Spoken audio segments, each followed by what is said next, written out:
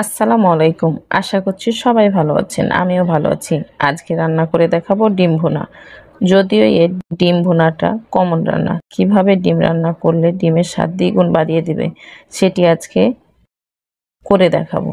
আশা করছি এই ডিম ভুনা রেসিপিটি নতুন রাঁধুনি এবং ব্যাচেলারদের উপকারে আসবে।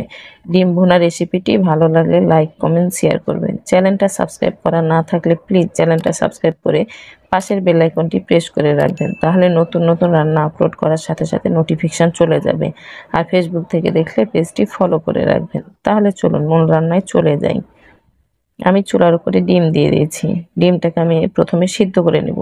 আর অবশ্যই আমি এখানে হাফ চামচ লবণ দিয়েছি, এটা মিশ হয়ে গেছে। দেখেন আমার ডিমে বলক চলে এসেছে।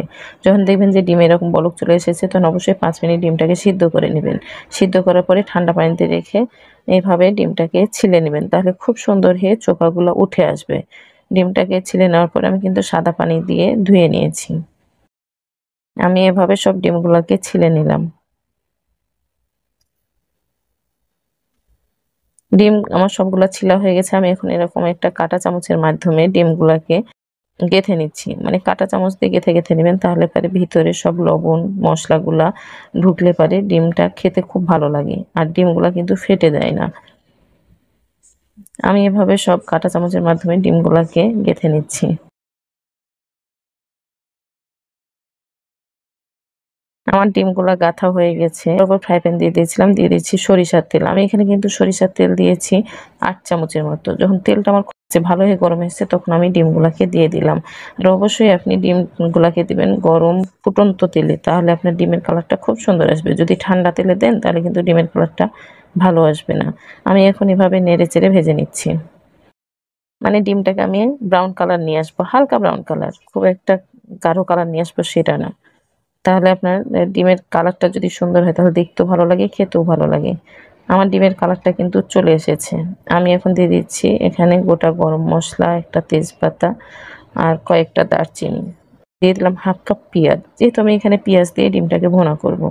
এখন ভালোভাবে পেঁয়াজগুলোকে নেড়ে চেড়ে দিচ্ছি। আমি পেঁয়াজটাকে হালকা ব্রাউন কালার করে কিন্তু ভেজে নেব।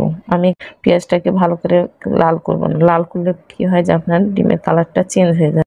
হালকা ব্রাউন কালার করে পেঁয়াজগুলোকে এখন ভেজে নিচ্ছি। খেয়াল করেছেন আমি কিন্তু ডিমের মধ্যে পেঁয়াজগুলো দিয়েছি। আমি ডিমটাকে উঠিয়ে নিয়ে নিই। আমার হালকা ব্রাউন কালার হয়ে এসছে। আমি দিয়ে দিলাম সামান্য মরিচের গুঁড়া, যে যেমন ঝাল খাবেন। আমি এখানে কিন্তু মিডিয়াম ঝাল করবো। দিয়ে দিচ্ছি হাফ চামচ এরকম হলুদ গুঁড়া আর সামান্য ধনিয়া গুঁড়া।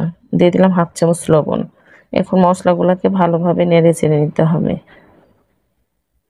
দিয়ে দিলাম হাফ চামচ আদা রসুন বাটা। আপনারা চাইলে কিন্তু এখানে গোটা আদা রসুনও কেটে দিতে পারেন। আমি এখন মশলাটা যেন পুড়ে না যায় সেজন্য সামান্য পানি দিয়ে আবারও ভালোভাবে নেড়ে চেড়ে নিচ্ছি। দিয়ে দিলাম 1 চামচ টমেটো সস। টমেটো সস দিলে পারে কি হয় যে আপনার ডিমের ভুনাটা খেতেও ভালো লাগে আর কালারটাও খুব সুন্দর আসে। আবারও ভালোভাবে নেড়ে চেড়ে নেব।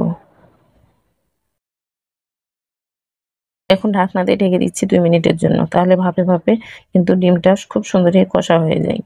দেখেন আমার ডিমটা কিন্তু কষা হয়ে গেছে। আর আমি এখানে দিয়ে দিচ্ছি নরমাল ঠান্ডা পানি। আমি এখানে 1 কাপের মতো পানি দিলাম, যেহেতু ভুনা করব। এখন আবারও ঢাকনা দিয়ে ঢেকে দিচ্ছি, ডিমটা ফুটা পর্যন্ত অপেক্ষা। এই ডিমটা কিন্তু কষাতেই রান্না হয়ে যায়। দিয়ে দিলাম হাফ চামচের কম ভাজা জিরা গুঁড়া। আর দিয়ে দিচ্ছি গোটা 3টা কাঁচামরিচ। আপনারা যদি ঝাল বেশি খেতে চান অবশ্যই মরিচগুলোকে কেটে দিবেন। আমি এখানে মিডিয়াম ঝাল করব, ওই জন্য কিন্তু মরিচগুলোকে গোটা দিয়ে দিয়েছি। দেখেন আমার রান্নাটা হয়ে গেছে। এই রান্নাটা করতে সর্বোচ্চ 10 মিনিট লাগে। আমি এখন একটা সার্ভিং বাটিতে উঠিয়ে নিলাম।